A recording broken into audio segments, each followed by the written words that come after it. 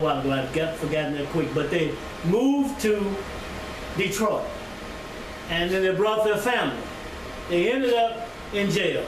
Can you talk about your observation in terms of the difference in the gangs, and the gangs who are African American have not made the transition of investing? I'm not going to say full investment, but investment in enough to get further up the road. What is your... You know, the Honorable Mr. Louis Farrakhan said that there are three sciences that the white man did not teach us.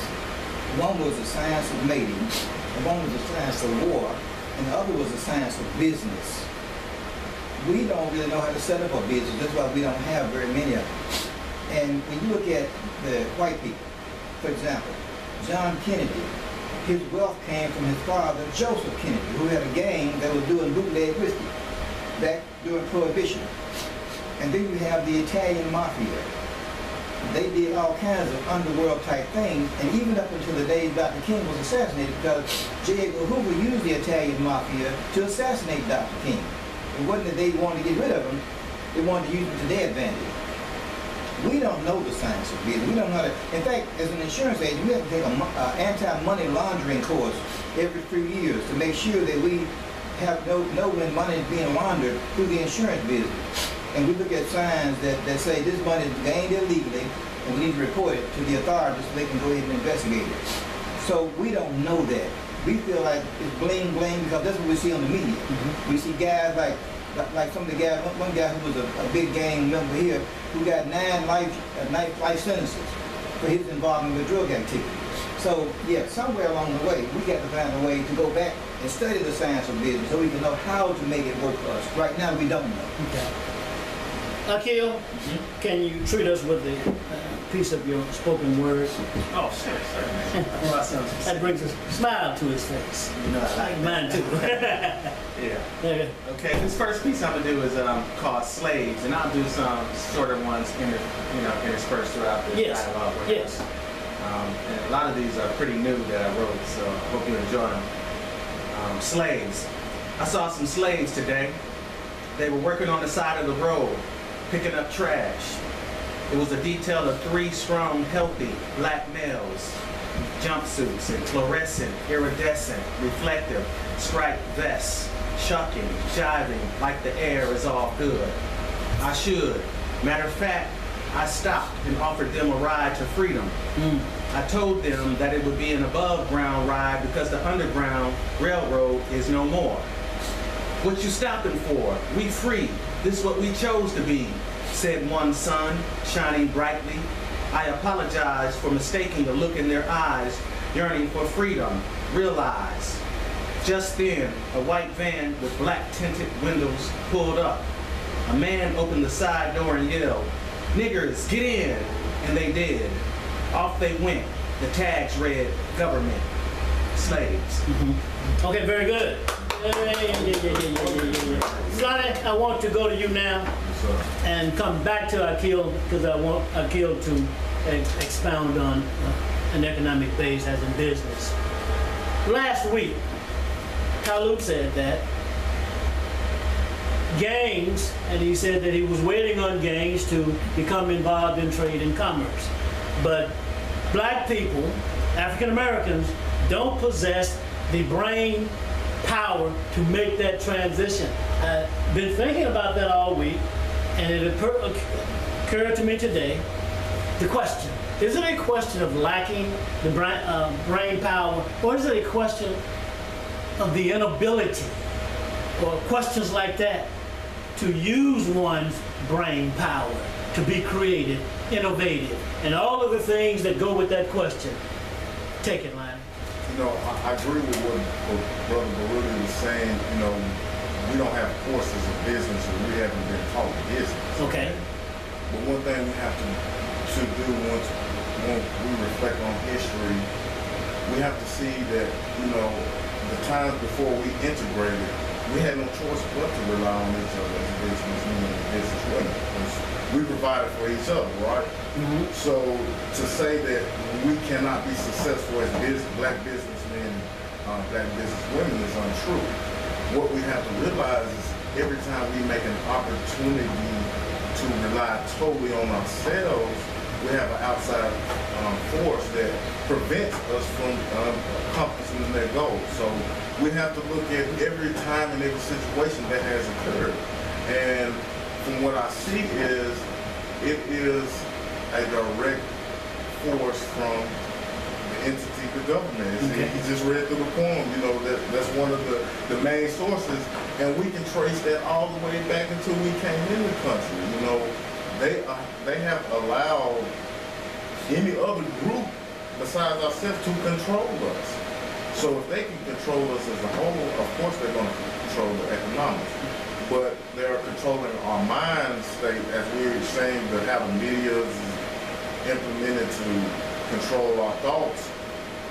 If we are continue to be told that you can't be a businessman and you don't have this, you will not, you're incapable or incapable of doing this and that, then we'll believe it and we won't take action to prove that wrong. So I don't believe that we are not capable of doing that.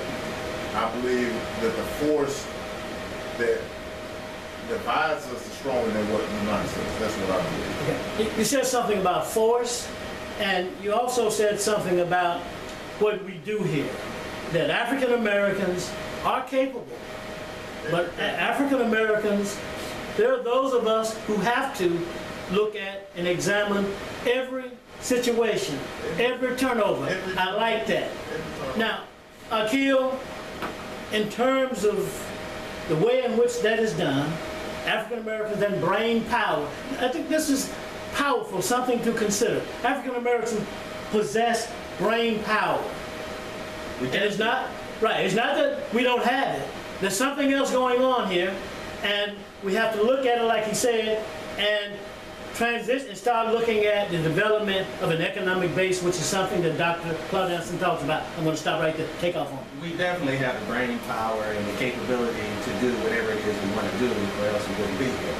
So to say that we don't have brain power would be somewhat ignorant, I think. And I would say that the problem with us in business, in economics, is that we tend to get a little greedy, a little selfish. We don't, there are two ways of expanding. You're either going to expand horizontally or you're going to expand vertically. Okay. As far as where I sit and what I see us doing here on a local level and on a national level is we continuously expand horizontally. So everybody's competing with each other for the same audience or the same customers, as opposed to combining our resources, pooling our resources, and vertically integrating. So, for example, if you open a barbershop, all right, and then the next brother opens a barbershop, say a block away, why couldn't those two brothers come together, pool their resources, and then you have one barbershop, they both work in the barbershop, and then they save up money, and then they're able to get into distribution of supplies for barbershops. That's an example of vertical integration. But the problem is, a lot of times we like to look for shortcuts. We're in a system where you have to go through procedures. There's a protocol to do everything in the United States, at least. Yes. And those who don't follow that protocol will be called illegal businesses. And so that's what the gangs are. They're basically illegal businesses because they don't follow the protocol that America has. According to some. Yeah, according to some. To the legal As in law. government. To the law. That's law. what I mean. Illegal businesses. Right. Because, you know, even though we know this country was founded on illegalities, there are laws established now. So if you don't follow those laws that are established now, then that would be considered illicit business. Okay. And there's a way around that. I've known people who sold drugs for 20 years and then got out the drug game and got into the fashion industry. You know? Yes. Or got into the hip hop industry. Yes. You know? So you got to know when it's time to move on to something else. You can't keep doing the same thing over and over and over again, especially if it's risky. Yes. And it can cause you to be incarcerated, because then you're working for somebody else at that point. Yes. He's just demonstrated an instance of brain power carried out by some African Americans. But he also talked about the difference between horizontal investing and vertical investing. Now, I heard something coming out of that makes me think about African Americans having been programmed and listening to the media and not expanding. What came out of that was the ability and capability to expand. But we have to get beyond, I think, let me ask you, do African Americans have to get beyond this individual concept which causes us to compete with each other? And I'm not going to talk about crabs in a barrel mentality yet, but let me stop right there. Lonnie, Jeffrey, I'm sorry. Go ahead, Jeffrey. Talk about the solution. How we invest, how we come together. Is that a matter of lust, love, and trust? I got my words a little twisted up. Trust and love have African Americans to a large extent lost, I'm not going to say all of that, lost some of that ability to love and trust one another because of all of this other stuff that causes confusion, which does not allow us, I know I'm going on, not allow us to invest in the way that we should be investing. In which way should we be investing, Akil? Horizontally? Vertically. Come on. Actually, vertically integrating business. Yeah. Let me write that down. Go ahead. I absolutely agree with that notion. We've been here amongst our oppressors and buying in and learning from them for far too long and neglecting our own values.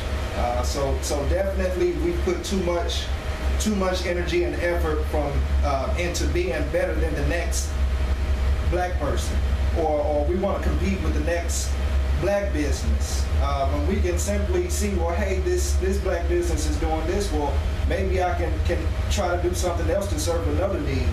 But the question was on brain power. Of course, black people have the brain power to run our own businesses, but what we need more than brain power is united brain power. We just don't need one genius to say, well, hey, this is how it's done, this is my business, when y'all gonna catch up with me. That's selfish. You see, we need the kind of business savvy people who can be successful in their own business, but turn around and teach other black people in their community to start another business, to tackle another need, or to assist in another need for the community. So I want to add on to that still the core principle that we need to hold on to, whether it's, well, whatever we want to look at is unity, because that's where we're going to gain our power. If we can unite as one business force, it'll be better for all of us. And I just want to leave this just with I ran across something that says over the internet, Malcolm X's last written words. It says, after the Emancipation Proclamation, when the system of slavery changed from chattel slavery to wage slavery, it was realized that the Afro-American constituted the largest homogeneous ethnic group with a common origin and common group experience in the United States, and if allowed to exercise economic or political freedom, would in a short period of time own this country. Therefore, racists in this government developed techniques that would keep the Afro-American people economically dependent upon the slave masters and economically slaves in the 21st century, in the 20th century then, but now we can extend that to now, the 21st century. Okay, Omar, he said something about African Americans unifying. And then we've been talking about brain power. And you've said on many occasions that the problem that African Americans face, people who look like us, as a group, is mental. It has to do with our mentality. That's what you've said. So, will we ever arrive at this concept of unity in relationship to the things we've talked about here without that mindset being changed? Yeah, let me say this 2-3 times. What you should do is when you go home, turn your TV off.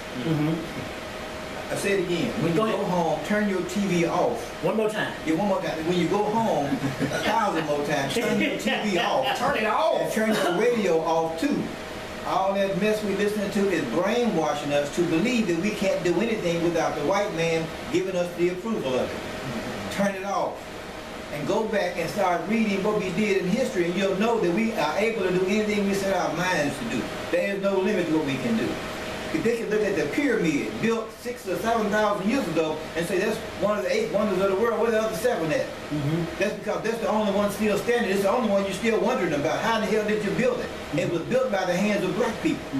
Even the Sphinx out in the middle of a desert, that was built by black people. You had an economy system. You had a system that studied the stars. All that was built by black people. You built the mathematical system. You gave the world religion. Everything that the white man had, you gave it to him. So what happened to us? They made us believe that we didn't do it. They made us to think that they did it, and that we gave the world nothing. Even these little young boys in the game, look, they're drug dealers. They got organization, it's just they got the wrong product. Right. They have the wrong product. The wrong product. Even the so-called gang bangers that are shooting people. I mean, they got organization. They're just going after the wrong people. Right. They're shooting each other. Yes. I mean, there's some police out there that's screwed up. Some of them need a few bullets. Okay. There's some politicians out there that sold the people down the river. Hey, save one for them. They organized. Black Wall Street was an example of that. Yes. Black Wall Street, where you had millions of dollars flowing through a black community, and white people decided they didn't want that. Just like what Malcolm was talking about. They couldn't afford that. They would take over this country. And so they destroyed it. They burnt it to the ground. Anytime you try to rise up, black people, that's going to happen to you. That's why you got, look, we're talking about you got to come together. Yes. You don't have a choice. Donald Elijah Muhammad said, unity is stronger than an atomic bomb. And I want that bomb to blow up. Turn the radio and the TV off unless you did something to wake you up. That makes me think about something else, who leads me to another question. The same thing happened in Rosewood. Yes. There's a documentary called The Ruin and Redemption of Rosewood with Don Cheadle, Vin Varang, and John Voight is his name. And these documentaries clearly state that Tulsa, Oklahoma, this was a question of African Americans making progress, buying land, and the whole 9 yards. A question of pure jealousy from a group of white people who burned down the workings of African Americans in this town at this time. That has been documented. Omar, what about the idea that Dr. King mentioned right before he was assassinated? Let us withdraw our economic support from this government, withdraw our economic support. I watched Colors 2 yesterday, thoroughly enjoyed it, where Dr. Claude Anderson was there. I can't call the other doctor's name, but he was demonstrating how humanitarian African Americans are. How we don't discriminate. How showed the woman up there with the dollars on her hand. She was going from the Korean store to the Arab store and happy, graciously spending her money. Omar, and then you, Akil. You know, that picture is painted, but if you go back into when I was a child, Okay. we had black business because we couldn't go into the white ones. I mean, I remember going to a white restaurant on Summer Avenue. I lived in Binghamton. I walked up there to get a hamburger. I had to go to the back door, regardless of the weather, stand in the rain, snow, hand my money through the back door. And then they would hand me a sack out through the back door. I couldn't go sit inside the restaurant with the other folks. I paid the same price they paid, and I didn't get the same You got worse treatment. Yes, I got worse treatment. Yes. At the pizza place, I could stand at the door and order a pizza, stand outside and wait for it to come to me. That was what we got back then. So we were forced to shop with our own. And then we were servicing our own people in the best fashion that we could do back in that day. Now we spend our money with white folks who still don't appreciate us, still discriminate against us, and we happy about it. The hell with it. Happy.